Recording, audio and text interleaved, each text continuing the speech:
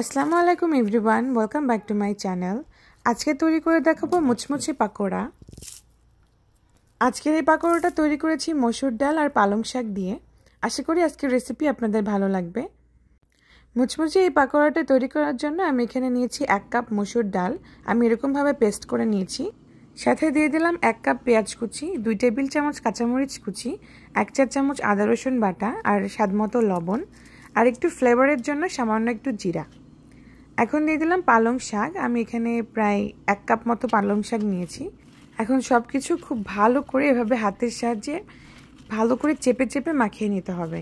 এটা যত ভালো করে মাখাবেন তত এর টেস্টটা ভালো আসবে আর পালং শাকটা নরম হয়ে আসবে। ঠিক এরকম যখন হয়ে যাবে সেই পর্যায়ে আমি ভাজতে চলে যাব। ভাজার জন্য আমি এখানে তেল গরম করতে দিয়েছি। আমি এটা ডুবো তেলে ভাজবো। পাকোড়া যত ডুবো তেলে ভাজা যায় তত পাকোড়ার টেস্ট ভালো হয় আর অনেক মুচমুচে হয়। আমি ডুবো তেলে ভেজে নিচ্ছি। পাকোড়াগুলো সবগুলো এভাবে দিয়ে আমি অপেক্ষা করব একটা সাইড হয়ে আসা পর্যন্ত। এই পাকোড়াটা অনেক বেশি নরম হয়, এজন্য বারবার নাড়াচাড়া করা যাবে না। একটা পাশ হয়ে আসলে দেন উল্টে দিতে হবে। এই যে আমি উল্টে দিলাম। এখন আরও কিছুক্ষণ ভেজে নেব যাতে অপর পাশটা ভালো মতো কালার চলে আসে। ঠিক এরকম আমি গোল্ডেন ব্রাউন করে ভেজে নিয়েছি। এখন তেল ঝরিয়ে উঠিয়ে নেব।